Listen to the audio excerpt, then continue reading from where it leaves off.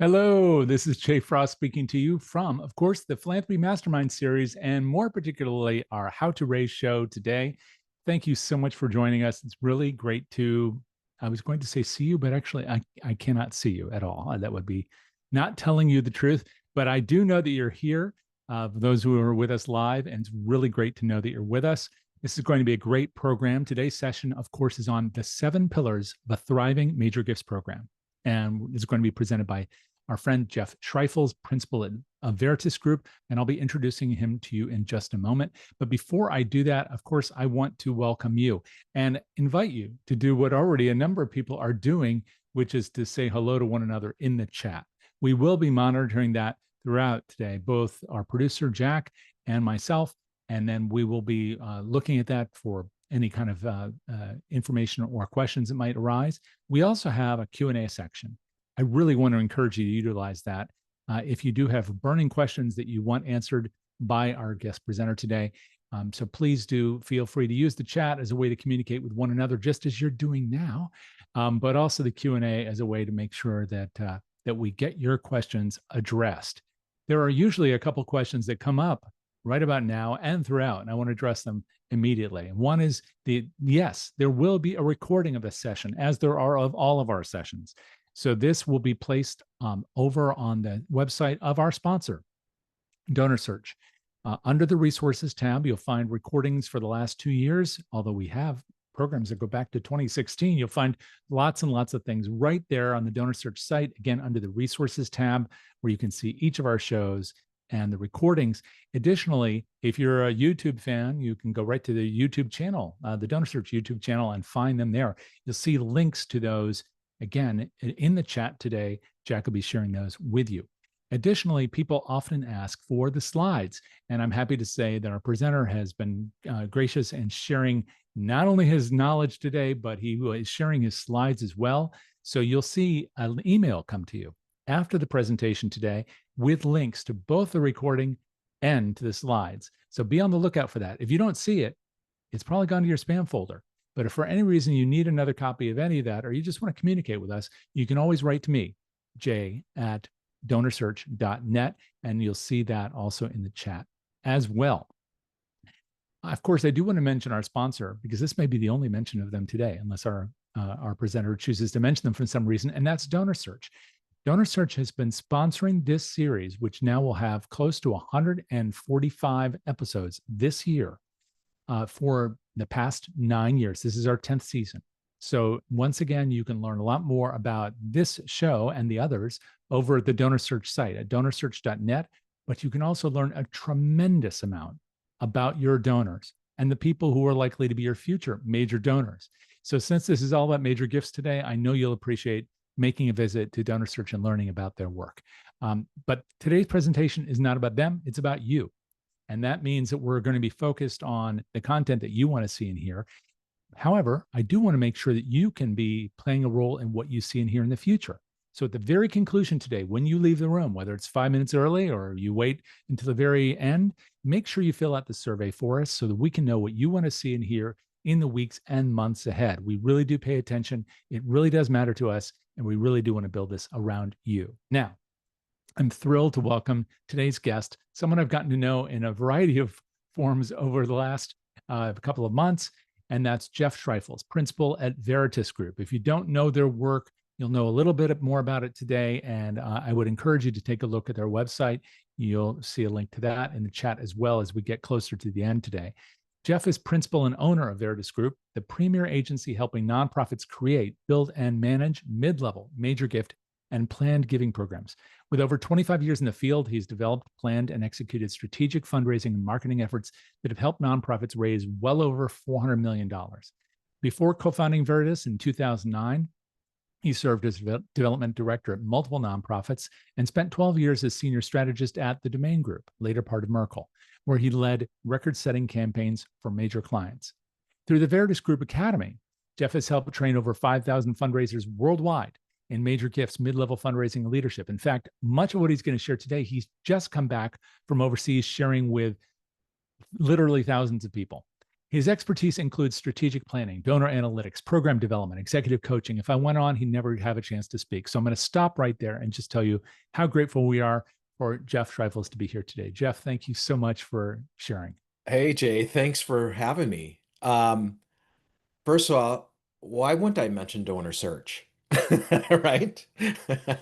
Secondly, when you started, remember how you said you couldn't see us?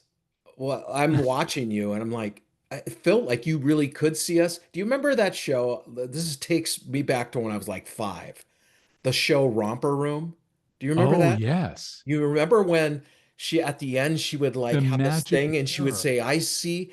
And of course, as I'm a kid, I totally believed that she could see me because she'd name all these names. And of course, every once in a while, Jeff would come up and I'm like, she sees me out through the TV. It was amazing. So A romper it room made reference. me I think happy. that's the first for me in a long time. Wow. Yeah. All right. I'm excited about this. Let me bring up the presentation for today. All right, folks. I'm really glad that you're joining us today. This is going to be fun as um, we talked about. I just got back from Europe and I gave almost the same presentation, and it was phenomenal. It was fantastic. The questions that people have all over Europe around this because they are just starting to think about relationship-based fundraising, and so they were very hungry to hear about this. Anyways, I'm Jeff Schreifels, and you've already heard enough about me, so I'm not going to go into any more, other than the fact that, yes, I've seen 25 of 30 Major League Baseball stadiums with my son. So we're almost there. We're almost to the finish line. Here's the agenda for today. We're going to understand what makes your major gift program thrive, and we're going to learn about the system and structure that will allow you to better retain, deepen your donor relationships, and ultimately raise more money for your organization. Just a little bit about Veritas. We are passionate about relationship based fundraising. And we do that when we start with a data driven approach, meaning before we ever engage with any client, we look at their data because the data tells us a story of how those donors have been behaving over years, where there's areas of opportunity to help, and then where could they go in the future. And so everything we're going to talk about today is based on that because we've worked with hundreds of organizations over the years. We've analyzed millions of donor records. We've consulted again with hundreds of consulting clients. And as Jay mentioned, we've worked with thousands of fundraisers all over the world and trained them in what we're going to talk about today. So these are just a few of some of the clients that we work with and have worked with, and it's been amazing over the since 2009. We've been really focused on working with organizations to really help them develop their mid and major end plan giving programs. Okay, let's start with the problem and the opportunity. So, what do I feel is one of the problems in our industry? Well, we all hear about donor attrition, or we're all trying to retain as many donors as we can possibly do. And it's been a problem in our industry, and donor retention has been going down and down and down. In other words, we're doing all this work to acquire new donors, but we're having a tough time retaining those donors. So we often talk about donor attrition, and we know what that is. A donor gives 1 year and they stop giving the next year, they go away. That's donor attrition. What we don't often talk about is donor value attrition. What's the revenue behind the donor going away? So, donor value attrition is something like a donor gives $10,000 1 year, and the next year they give 5,000. So from year to year, we've lost half of the value from that donor. That's donor value attrition. That's not something we often track. Here's an example of that. Let's look at view number 1. This is how most executive directors or development directors look at the strength of their mid and major gift program. So this is looking at donors who had given 1,000 plus cum from year to year. And if you can see in year one, those donors overall, the program brought in 2.5 million. The next year, that program brought in 3.1. So a 21% increase year over year. So not bad growth. I think we'd all raise our hands to say, yes, I'd love 20% growth year over year, right? Well, what we like to do at Veritas is kind of peel the onion back a little bit. We want to know those donors that gave in year one, what did the same donors do in year two? And if you look at view two, you can see it went from 2.5. Those same donors gave in year two only 1.3, or we lost almost 49% of their value in just 1 year. The only reason this program grew overall, remember that 21%, is because new donors at the 1,000 cum level came in at almost 1.8 million and masked the behavior of the donors that gave that 2.5 the year before. So the program grew by 21%, yet they lost 49% of the value from year one to year two. And so if you're the executive director or development director, you're saying, what can we do to lessen that value attrition? Because perhaps we could have grown by 40% year over year if we had done a better job of retaining the value of those donors who gave in year one to year two. Here's another way to look at it. This is from one particular portfolio of 150 donors. And in year one, this portfolio, these donors gave 1.9 million. The same donors by year three were only giving 584,000, or they lost 70% of their value from year one to year three. Now, when we showed this to the executive director and the team around the conference table, we said, okay, tell us about donor number three. They gave 100,000, and by year three, they gave 12,000. What's the story behind that donor? Or tell us about donor number six. They gave 50,000 and then they stopped giving. What happened? The problem is that no one around that table knew the answer. And that's a problem in major gifts. If you have a portfolio of 150 donors, you should know why everyone either gave more or gave less year over year. You should know that story. Now, why is all of this happening? Why are we seeing so much value attrition going on from year to year? Well, one big reason is this, and let's focus on the orange box. This is what a donor is saying to us. They're saying, hey, you made me aware of a problem, and you asked me to help and said if I did, it would make a difference. So I believed you and I gave what I could. That's essentially how a donor is thinking about this when they get an appeal or an ask, right? So they gave what they could. This is where most nonprofits that I know do a poor job. Look at the red circles. They didn't tell the donor they made a difference with their gift. And so what happens is they go somewhere else. Now, if you do a good job, like the blue circle, and told them how their gifts made a difference, how it made an impact, they'll want to help again, and it'll be an ongoing loop.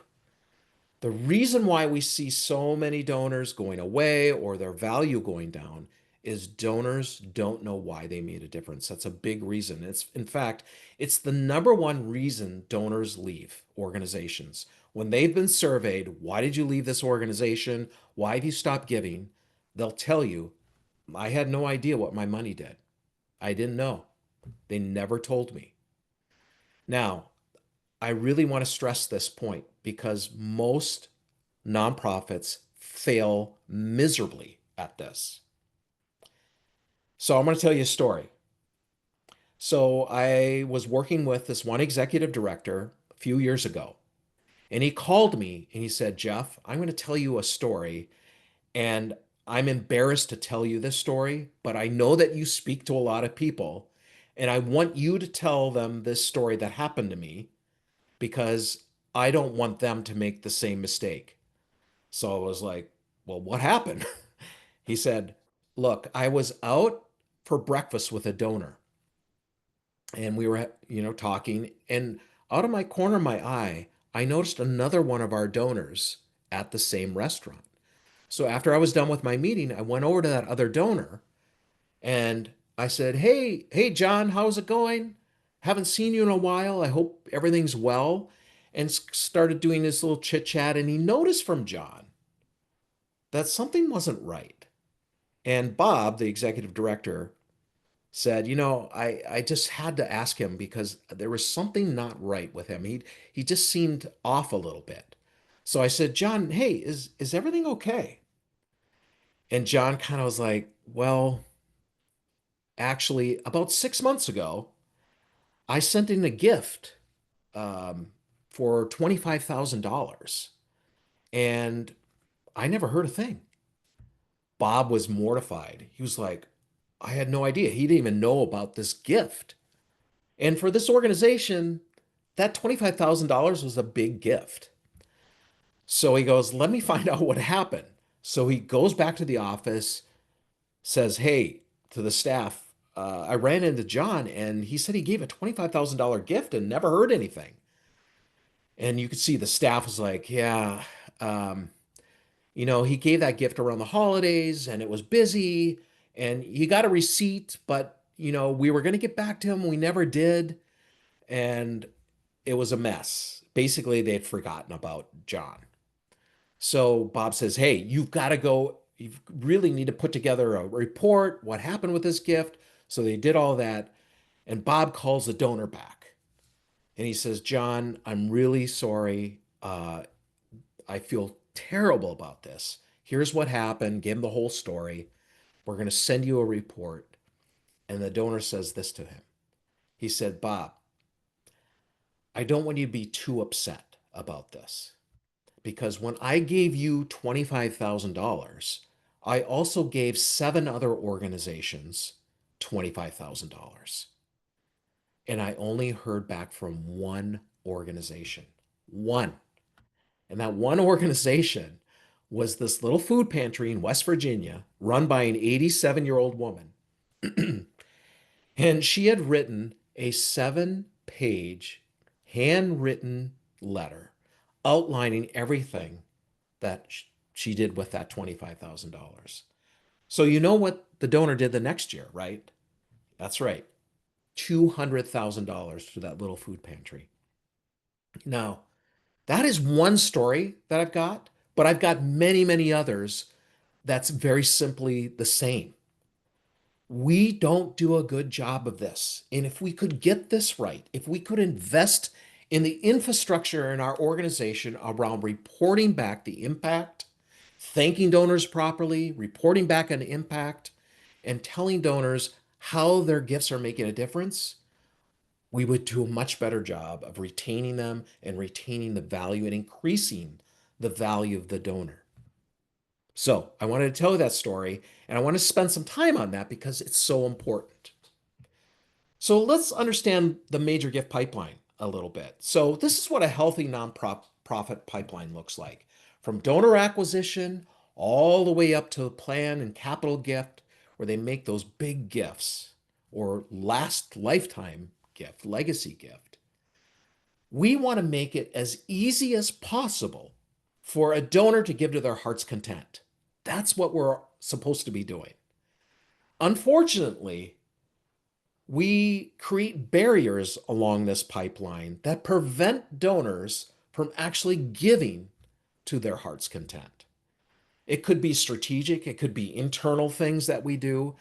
And I'm not going to say that we do these intentionally, of course. But over time, especially if you've been a nonprofit for a long time, we create these barriers. I see it all the time. Either we don't have a mid-level program or a major gift program, or the direct response program is weak and we're not bringing in new donors to fill that pipeline to eventually turn into major gifts, or we might have internal silos within our organization. Direct response over here, major gifts over here. We never talk to one another. We hold on to donors because we don't want to give up donors because that'll make our KPIs look bad. There's all kinds of things that nonprofits do, and they don't even realize it, but they're creating barriers for donors to move up that pipeline. So I would encourage you to think for a moment, and maybe more than a moment, What are the barriers your nonprofit could be creating that you're not really aware of right now that prevents donors from actually expressing their full generosity to your organization?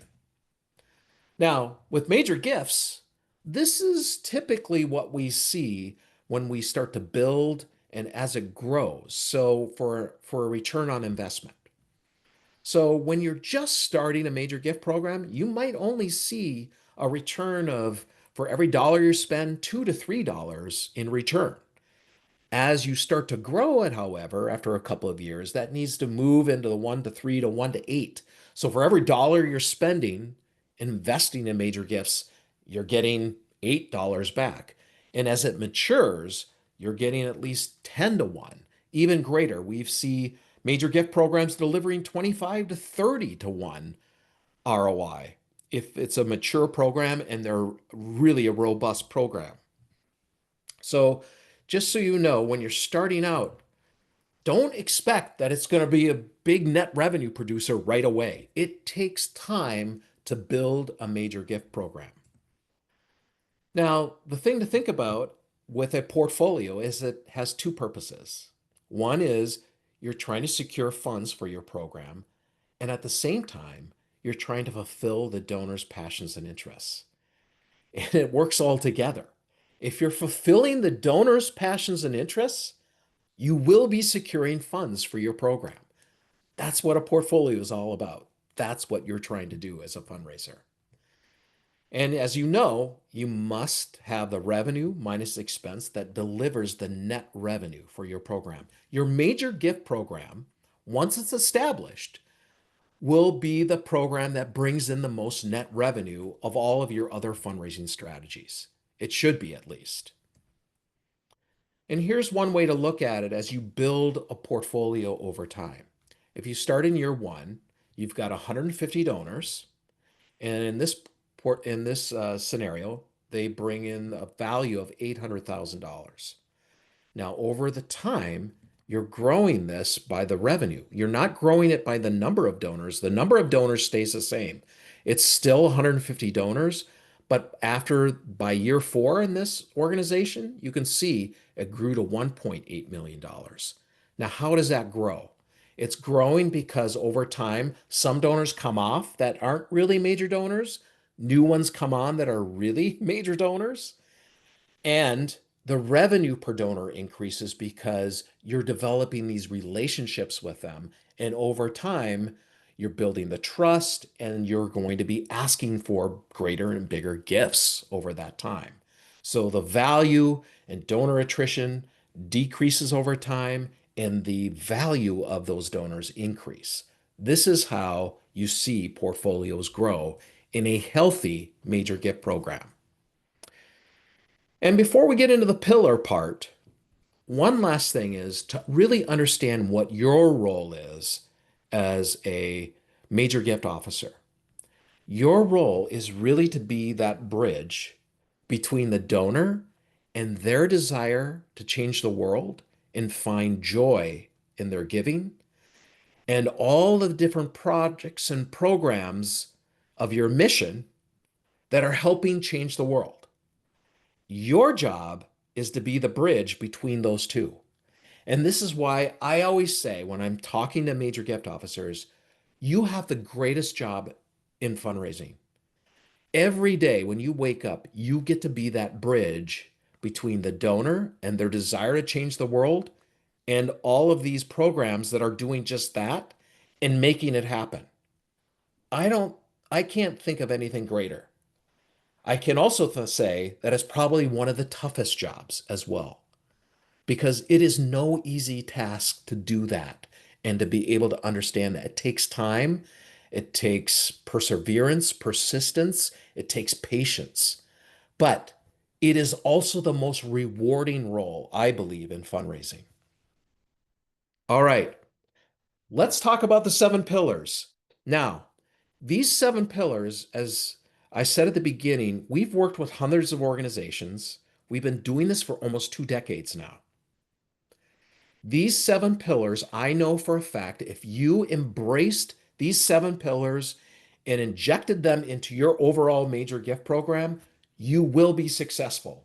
And I can say that, excuse me, I can say that with confidence because all of the organizations that we've worked with over the years have been absolutely successful if they follow these 7 pillars.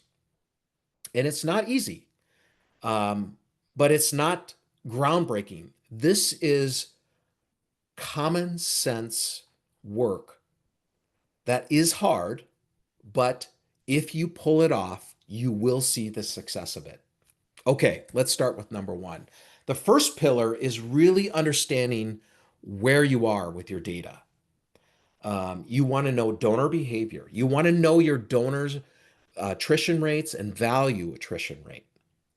You want to see where those donor pipeline clogs are, those areas in the pipeline where you will see clogs, where you will see that there's a barrier going on.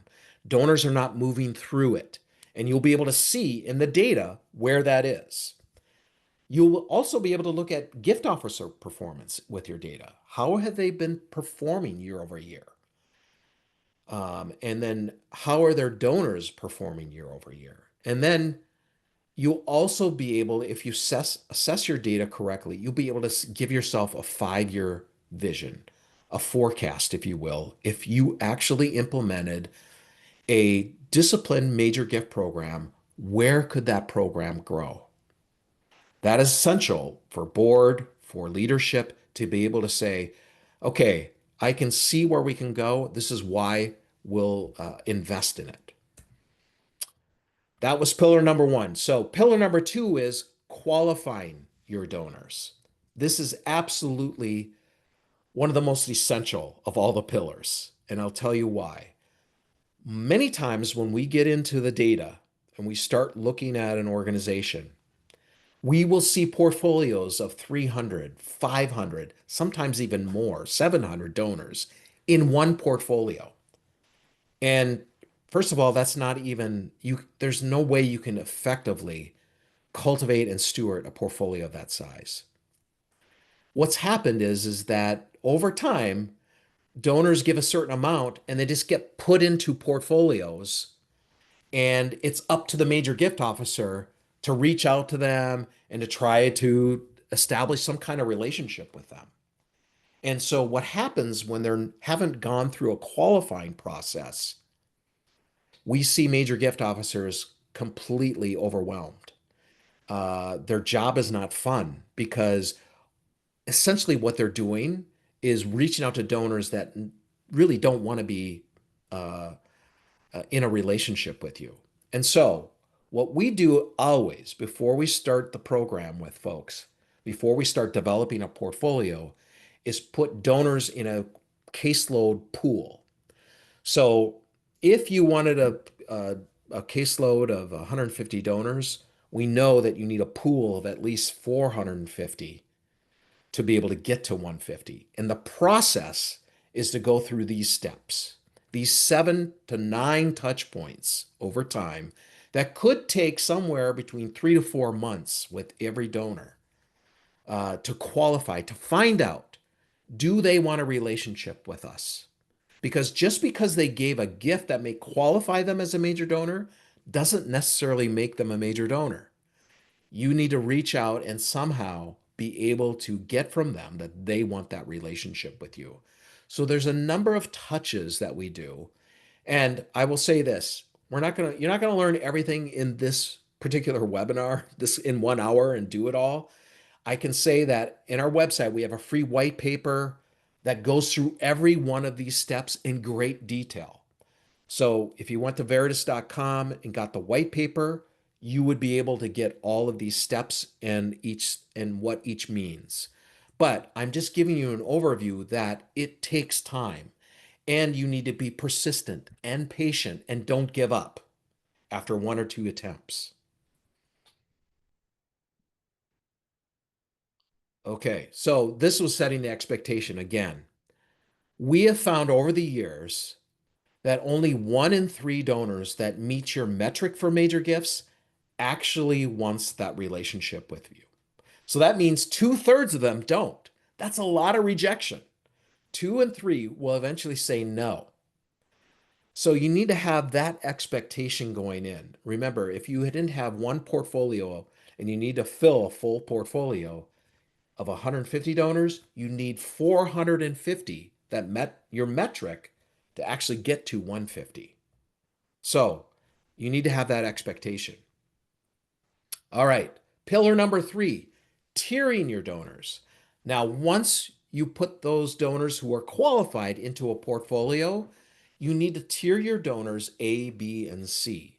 Now, the reason for this is so that you can manage your time better. You are stewards of your organization's resources. And the best way to steward that as a major gift officer is to tier your donors, because you can't treat all 150 donors the same, because your C-level donor value is, let's just say 2,500, while your A donor value could be in the six figures. You're not going to spend the same amount of time with a C donor as you would an A. And so tiering your donors A, B, and C helps you focus your time correctly. And we use this all the time when we're working with major gift officers to ensure that their time is spent in the best possible way. And in this portfolio, you can see that in the scenario, there's only 10 donors that are A-level donors. But we're saying that needs to have 50% of the major gift officer's time.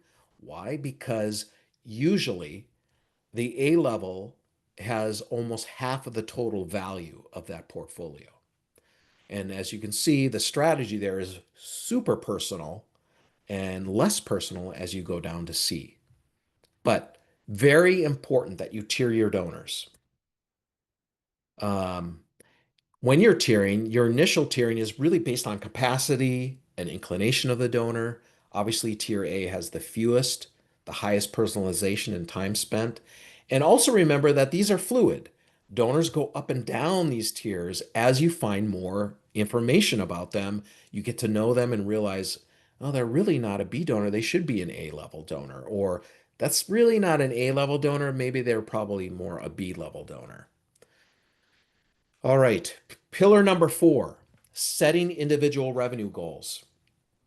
This is absolutely essential that if you have your portfolio, a full portfolio of 150 donors, every donor should have a goal attached to that donor.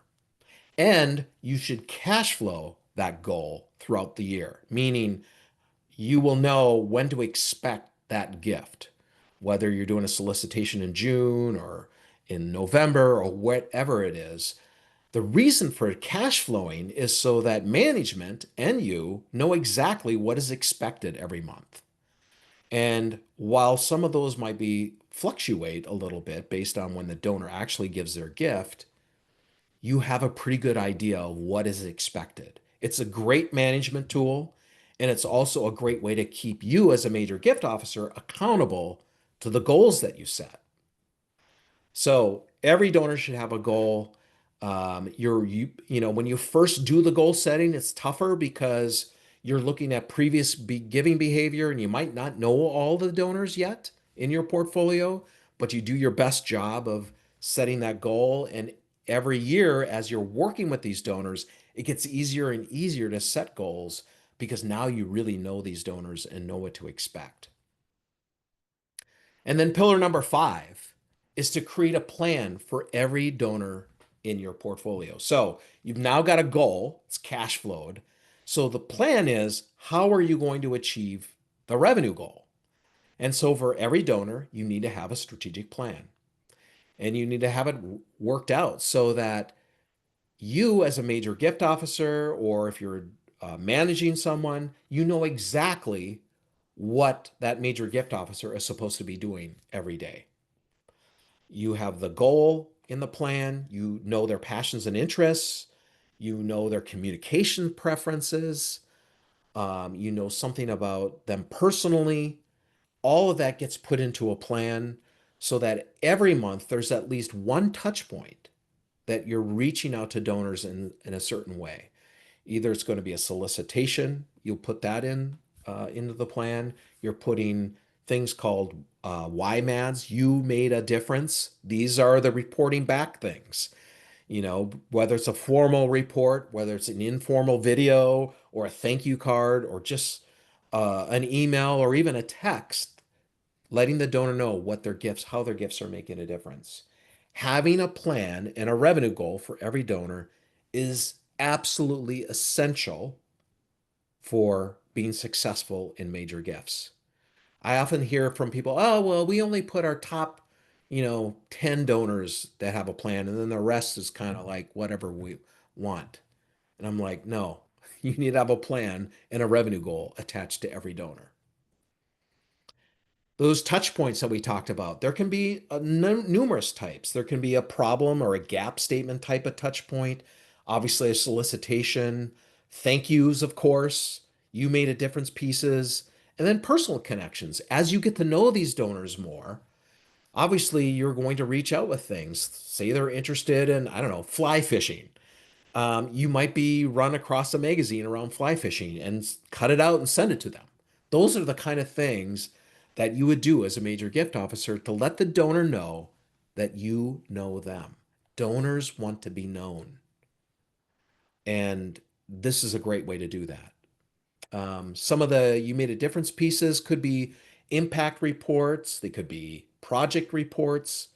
You could do storytelling with transformational stories, insider type memos, all kinds of different reports, and even video of showing. It doesn't have to be expensive, but you're constantly giving the donor the idea that, yes, we are doing stuff with your gift and it's making an impact.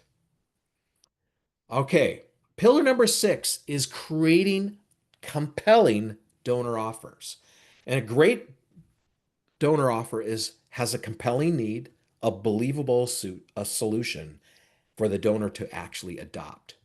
Here's something that we do. This might be a little hard to see on your screen, but the idea is this. What we ask organizations to do is to take their whole entire operating budget.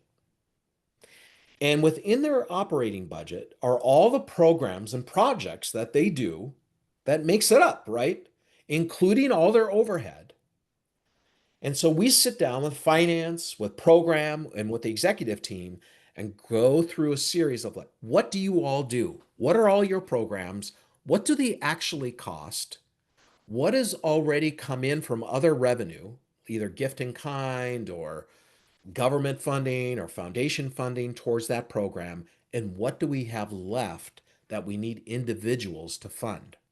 That way, you empower both your mid level team and your major gift officers with offers with real tangible revenue behind it, so that you can go to donors that, oh, I have a donor that gives in the $20,000 range and they're really passionate about, field trips for kids. Okay, I think I can come up with something using this type of plan so that you empower those major gift officers with all the different programs and projects you have. And then finally, pillar number 7 is effectively managing your team. So if you're a manager of major gift officers, you're always wanting to provide encouragement and feedback. You're actively a partner with staff to identify where they need help within the organization. You're providing a system of accountability, and you don't pull your major gift officers into things that have nothing to do with major gifts. This is a huge problem that we see in nonprofits where you have a major gift officer and then they're asked to put on an event. And so you take them away from their work for 2 months planning this event. And then they don't make their revenue goals. We see this a lot. And the best thing you can do as a manager of a major gift officer is allow them to focus on working with their donors. When we work with fundraisers, we work directly with frontline fundraisers to help them be successful. We work with them every week. And basically, we say this: did you do what you said you were going to do? And then what are we going to do the next week? We're holding people accountable. We're helping them focus. We're giving them strategy. And that's what you, as a manager of a major gift officer, need to be doing, because we have found over the years that if you want your major gift program to be successful, you have to have the structure, but then you have to have the ongoing coaching and management to provide that focus and accountability to a major gift officer.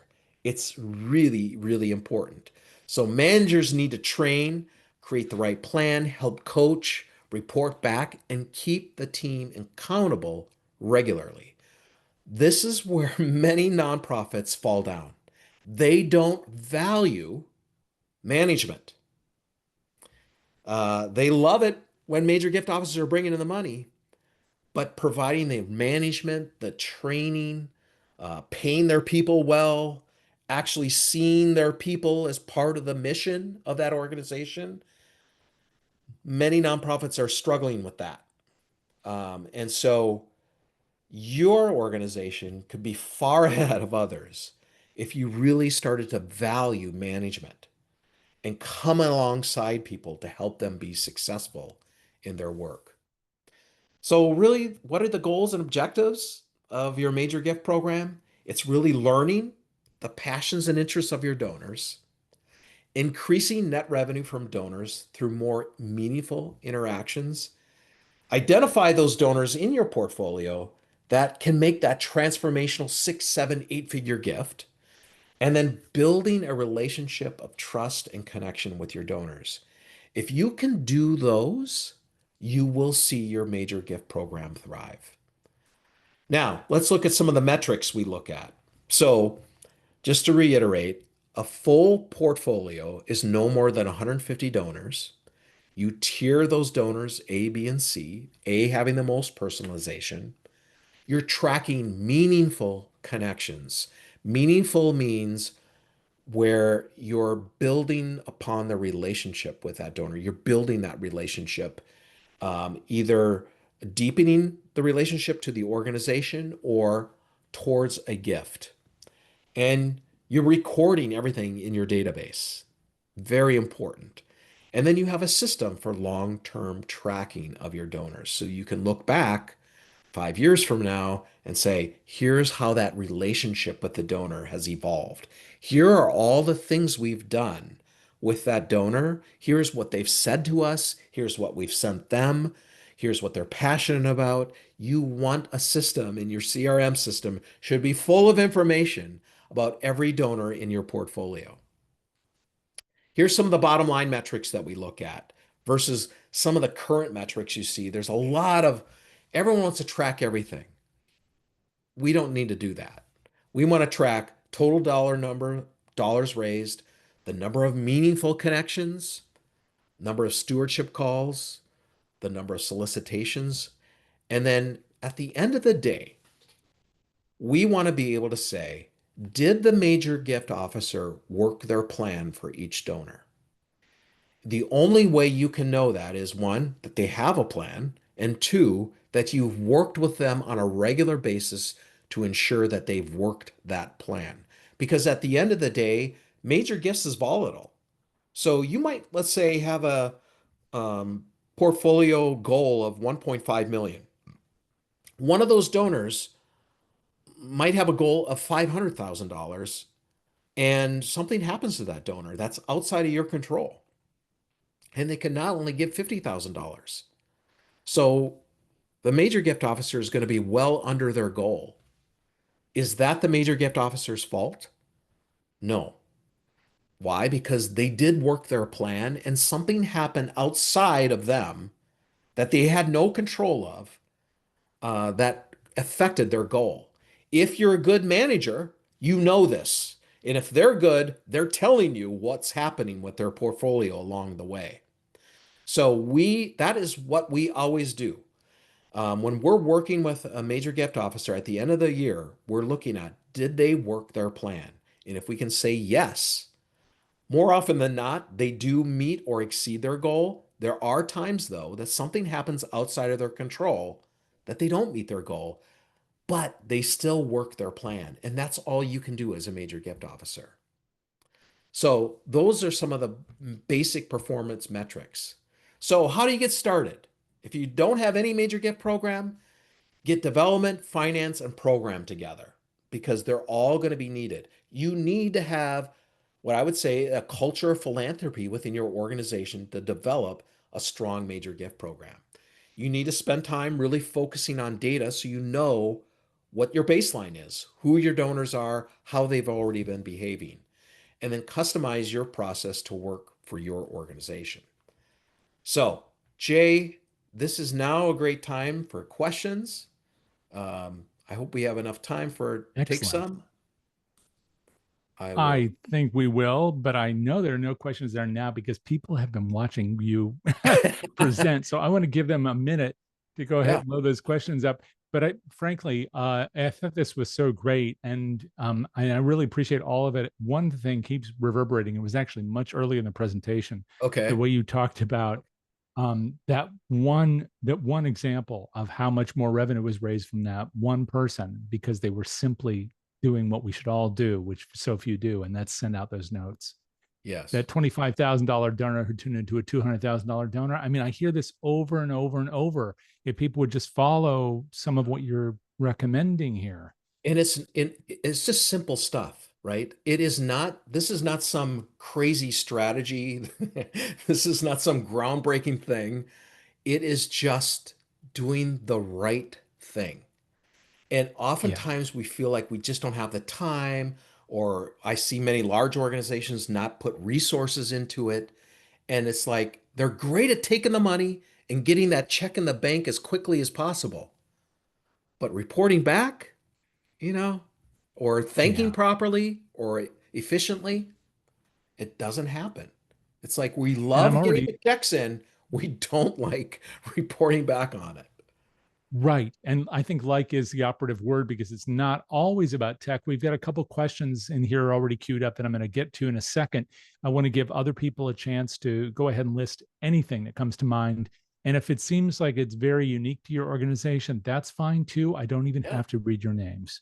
So go ahead and list those there. And while you're doing that, I'm going to just share, if you don't mind, Jeff, what's coming up next in the series really quickly and then let you yeah, hit those absolutely. questions.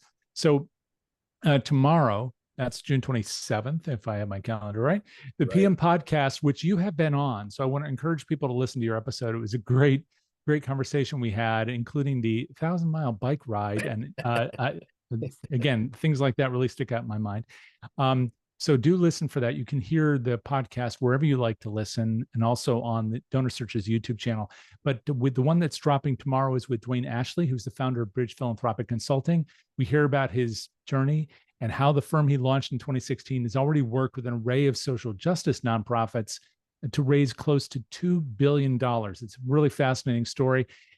Plus, the current episode that's there is with Roger Alley, the chair of AFP, and you can learn it all about his personal and professional story.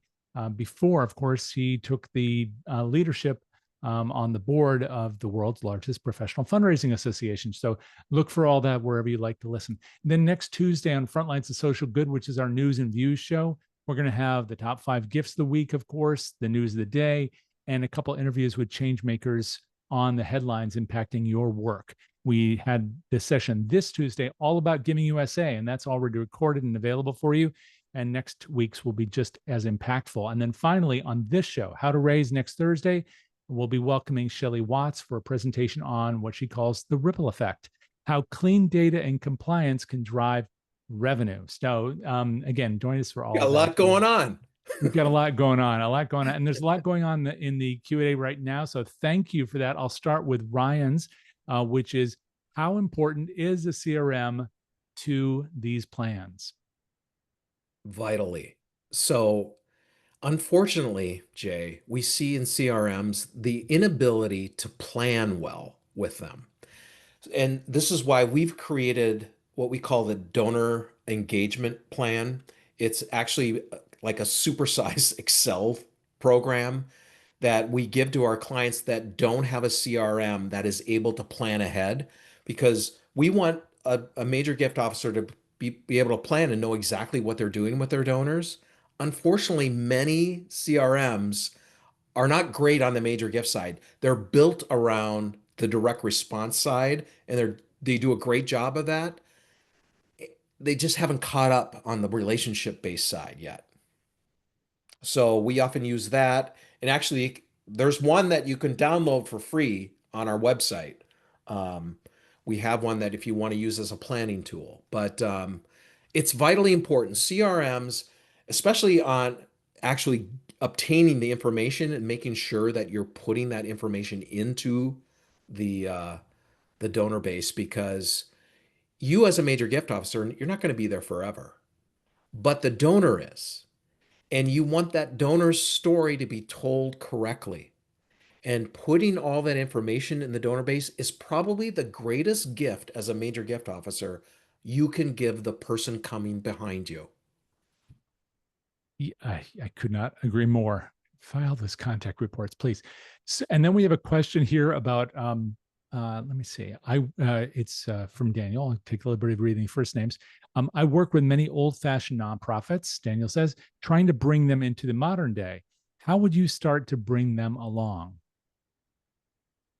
Well, I mean, what we're talking about is pretty much old fashioned too, building relationships with donors. That is what we're, that's what Major Gifts is about. It's not about money. It really isn't. It is about building relationships. You do that well, the money follows. And so if you're working with a bunch of older, established organizations that are maybe small or medium size, the emphasis here is building relationships one at a time with donors. I think that would resonate with folks. We're Right. not talking about, AI here. I mean, yes, AI can have a place in major gifts, but we're talking about sitting down with a donor and getting to know them. And that leads us into a great next question, which is Marta had said, I struggle to get donors to meet with me in person. Am I asking the wrong people or the wrong way?